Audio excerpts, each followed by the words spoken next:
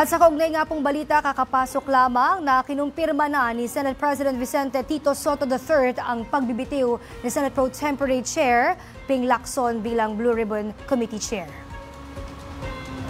Ilang mga peking post online ang muling binigyang linaw ng HOR Fact Check. Kung ano-ano mga yan, alamin natin sa report ni Simon Ong.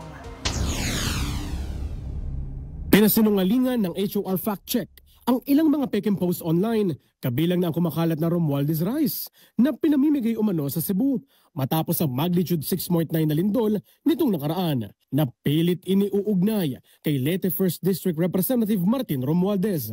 Ayon sa HOR Fact Check, hindi ito totoo at nirecycle ang picture na layong yurakan ang mambabatas. Pure rage bait umano ang naratibo, isang gawain para makapaglikom ng galit online. Nagbabala rin ang HOR Fact Check sa page na MDTV channel dahil sa patuloy na pagpapakalat ng mga peking balita tungkol kay Representative Romualdez.